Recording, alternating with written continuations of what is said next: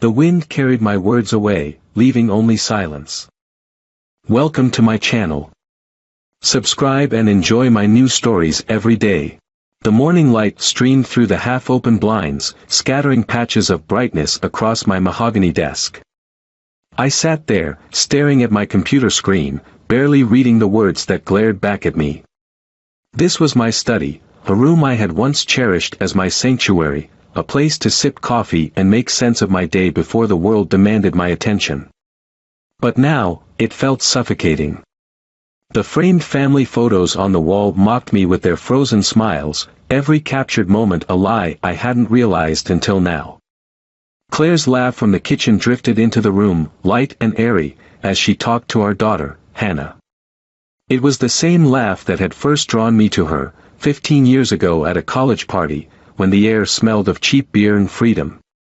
Now, it was just another thing that sounded wrong, off tune in the symphony of our life. The house, once a fortress of warmth and shared love, felt like it had walls that whispered secrets. Routine can be a sedative, numbing and predictable, and for the longest time, I let it lull me. I ignored the signs, small shifts that seemed inconsequential alone but added up in the corner of my mind like unpaid debts.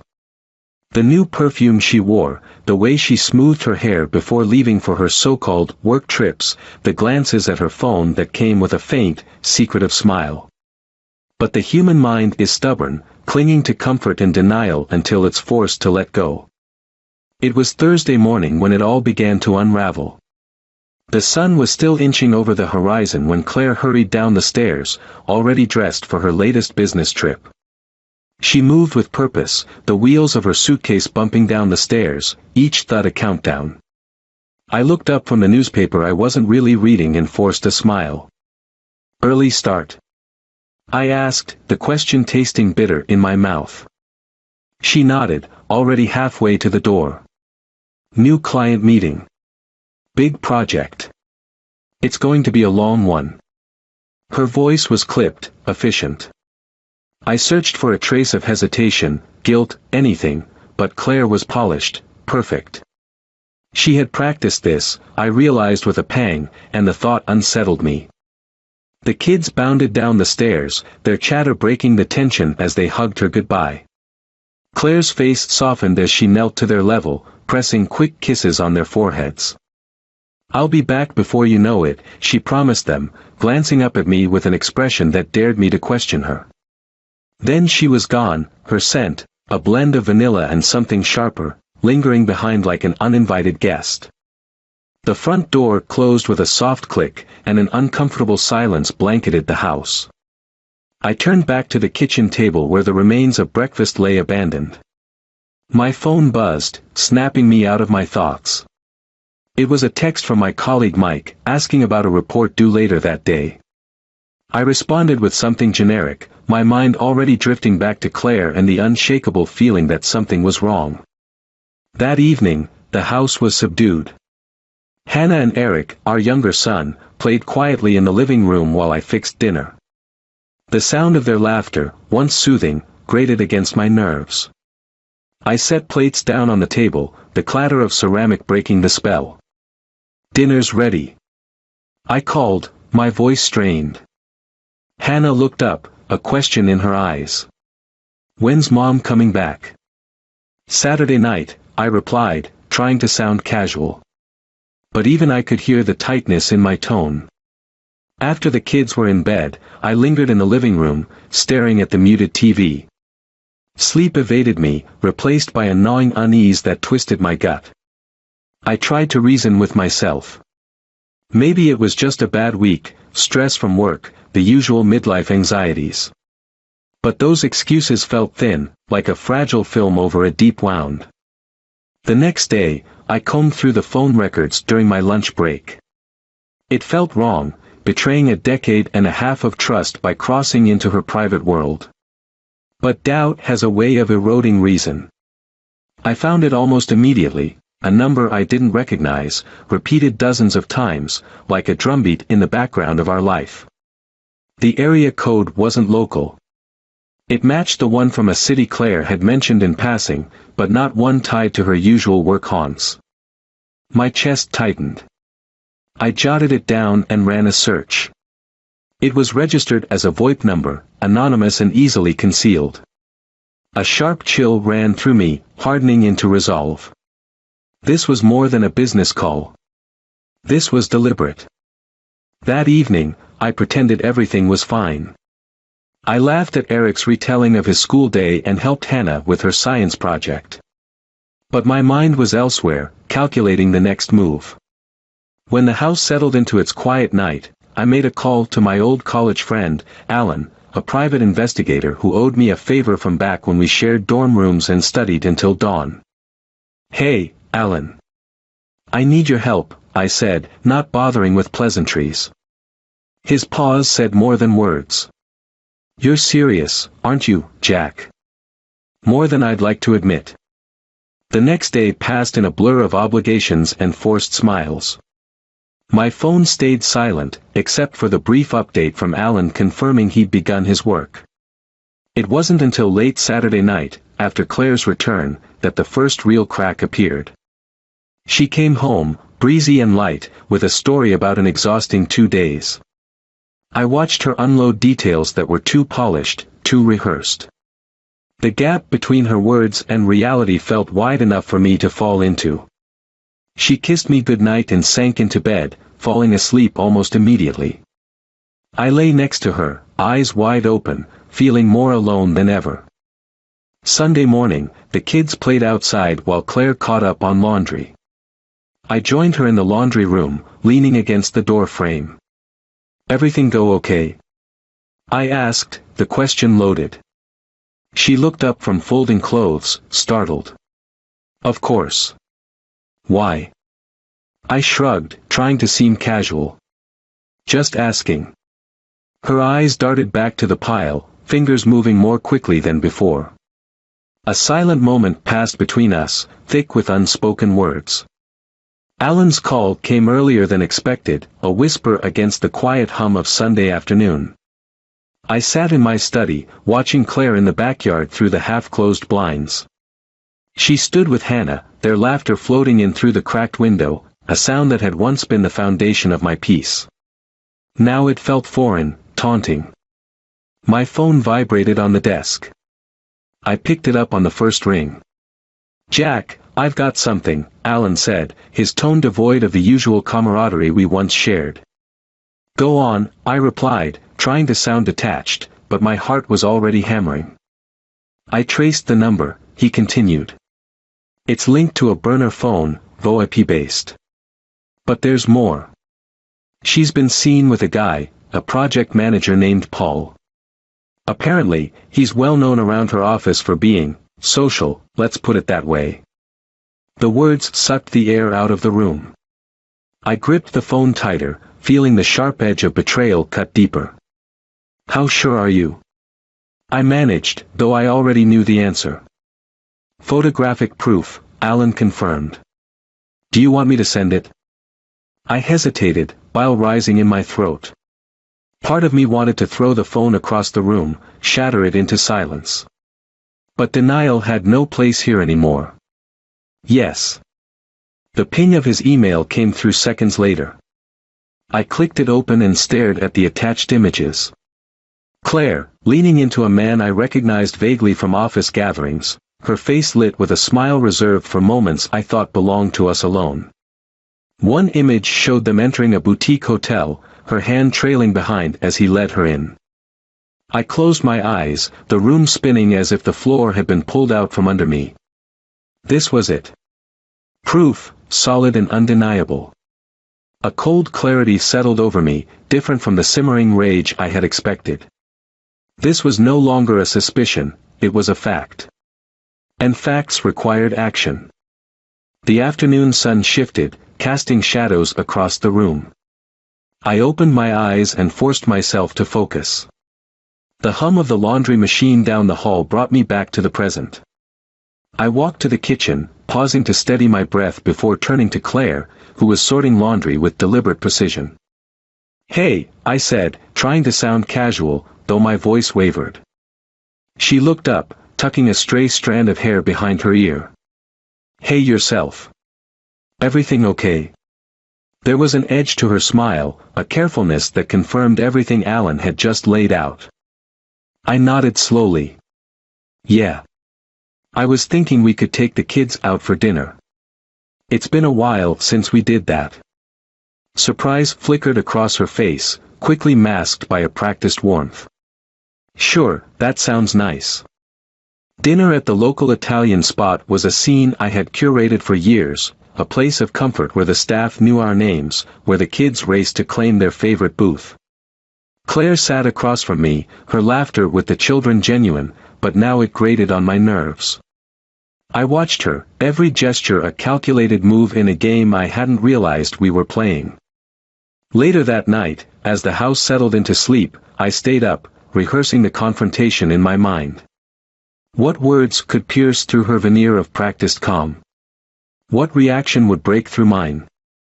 Monday arrived with a sharp chill. The kids left for school, their backpacks swaying as they raced to the bus stop. Claire was in the kitchen, sipping coffee, her eyes skimming a magazine without seeing it. Can we talk? I asked, leaning against the doorway. She looked up, brows furrowing. Of course. Is something wrong? I walked in and sat down, feeling the weight of the chair press into me, grounding me for what came next. I've been thinking, I began, watching her face for any hint of recognition. About your work trips. They seem different lately. Her eyes flickered with something unreadable. Different how? Different enough that I had Alan look into them. I let the silence stretch, watching her expression turn from confusion to realization, then fear. You, what? She whispered, setting her mug down with a trembling hand. I know about Paul. I know about the hotel. I know about the burner phone. Each word landed like a blow, but not to her, it was as though I was speaking to a stranger. Claire's face drained of color. For a moment, I thought she might deny it, spin a story. But instead, she sighed, the sound so heavy it seemed to fill the room. I was going to end it, she said, eyes fixed on the table. It wasn't supposed to go this far. I clenched my jaw, trying to hold back the fury bubbling up. But it did. She nodded, tears pooling in her eyes. I made a mistake, Jack. A terrible, selfish mistake. But it didn't mean anything. Don't, I snapped, the word sharp enough to make her flinch. Don't diminish it. It meant something. It changed everything. Silence engulfed us, broken only by the ticking of the kitchen clock, each second punctuating the fracture in our life. She reached for my hand, and I pulled away instinctively. I need time, I said, standing up and stepping back. Don't try to fix this right now. Just, don't. Claire's sobs followed me as I walked out, each one a reminder of how far we had fallen. I drove aimlessly, the city blurring past, familiar streets that no longer felt like home. The days that followed blurred into a fog of routines, punctuated by moments where the silence in the house roared louder than any argument could. Claire moved through our shared space with the careful grace of someone trying not to disturb a sleeping giant.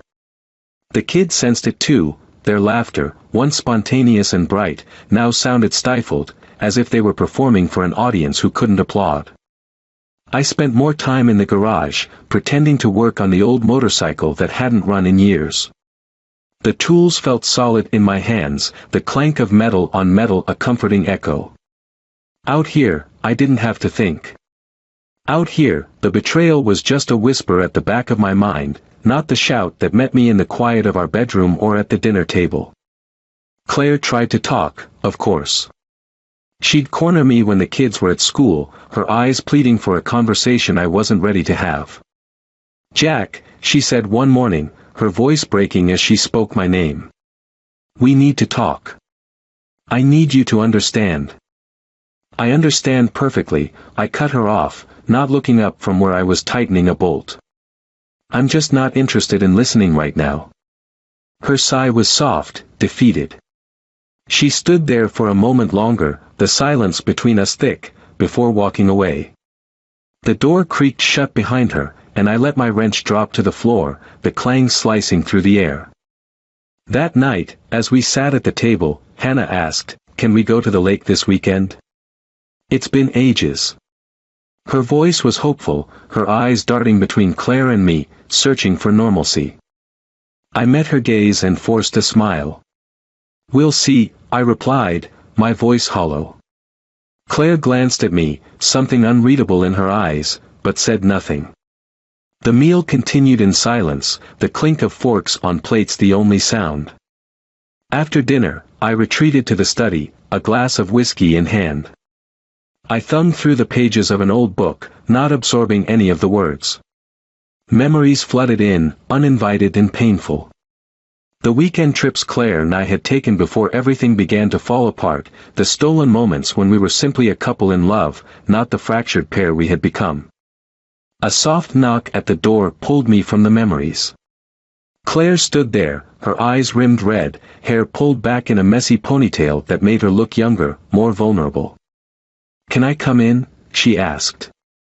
I didn't answer, but I didn't tell her to leave either. She took it as permission and stepped inside, closing the door behind her. She sat across from me, the desk a chasm between us.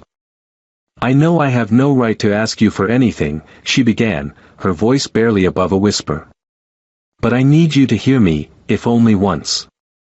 The urge to tell her to leave bubbled up, but I swallowed it, taking a slow sip of my drink instead.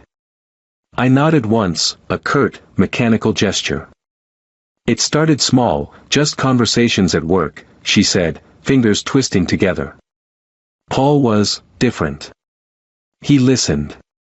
He made me feel noticed in a way I hadn't felt in years." I scoffed, the sound escaping before I could stop it. She flinched but pressed on. "I'm not saying that to justify anything, Jack. There's no excuse for what I did. I betrayed you, and I betrayed myself. But it wasn't love, not in the way you're probably thinking. It was an escape, a stupid, destructive escape." Her words were raw, almost desperate. For a moment, I felt a flicker of empathy, an unwanted, painful reminder that the woman sitting in front of me wasn't a villain, just a flawed person who made a terrible choice. But the wound was too fresh, the betrayal too sharp. "Why didn't you just talk to me?" I asked, my voice breaking with the weight of the question. "Why didn't you say you felt unseen, that you needed more?" Tears spilled down her cheeks. "I don't know," she admitted. "I was scared. I thought admitting that would mean admitting we were broken, and I wasn't ready to face that. So I did the worst thing I could have done instead." We sat there, the silence more profound than any conversation we'd ever had. Outside, the wind picked up, rustling the branches of the tree that scraped against the window, a sound I'd heard countless times but now felt like nails against my skin. "I'm not sure where we go from here," I said finally, the exhaustion seeping into my bones. "But I can't just pretend this didn't happen. It's going to take time." She nodded, wiping her eyes. "I understand. And I'll wait as long as it takes. I'll do whatever it takes." She stood to leave, pausing at the door. "I love you, Jack. I know it doesn't fix anything, but I need you to know that." I didn't respond, watching as she disappeared down the hallway. The whiskey burned as I swallowed the last sip, and I stared at the empty glass, the room pressing in on me. The wind outside howled, and I felt the storm inside me mirror its chaos. The weeks dragged on, each day a relentless reminder of the fragile structure we were trying to rebuild.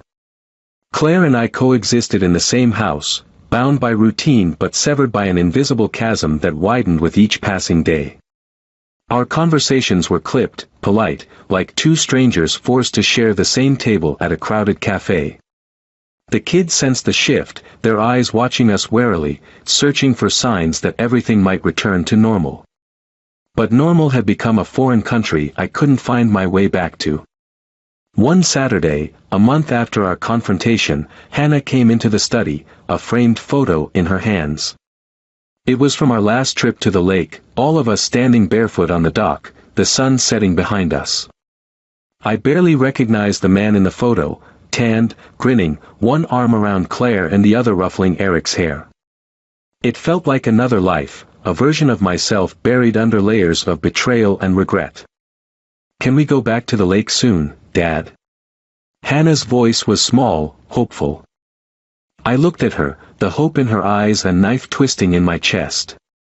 "Maybe, sweetie. We'll see." She nodded, the disappointment clear despite her best effort to mask it. She placed the photo on the desk and left without another word. I picked it up, my fingers tracing the lines of our smiles, trying to remember what that moment had felt like. That evening, as the house settled into its routine quiet, Claire approached me in the kitchen. Her movements were hesitant, like someone approaching a wild animal. "Jack," she said, voice soft. "I was thinking, maybe we could start counseling together. Just to see if—" I cut her off with a look. The thought of unraveling everything in front of a stranger felt impossible. "I don't know if I'm ready for that," I said, the weight of honesty pressing down on me. She nodded, her eyes dropping to the floor. "I understand. I wanted you to know that I'm here. I'll always be here." The silence that followed was deafening. She walked away, her figure dissolving into the shadows of the hallway. I poured myself another drink and sat at the kitchen table, staring into the dark, listening to the faint rustle of the wind outside. The next day dawned heavy and gray, clouds hanging low as if the sky itself shared my burden. Claire had mentioned she needed to run errands, and I watched her drive away, the taillights of her car disappearing around the corner. I busied myself with chores, trying to drown out the silence that had become my constant companion. Hours passed, and Claire didn't return. The kids asked about her, their voices tinged with worry, and I reassured them as best I could. By early evening, the first gnaw of anxiety settled in my stomach. I dialed her number, listening as it rang until it went to voicemail. The sky outside darkened, and a light rain began to fall, pattering against the windows. The knock at the door came just as I was reaching for my phone again. It was firm, urgent. My heart thudded as I opened it to find a police officer standing on the porch, his face solemn under the brim of his hat. "Mr. Harrison?" he asked, and I nodded, my mouth dry. "I'm sorry to inform you, but there's been an accident." The world seemed to tilt, the officer's words blending into a hollow echo. Claire's car had been found on a side road, crumpled metal under a canopy of rain-slicked branches.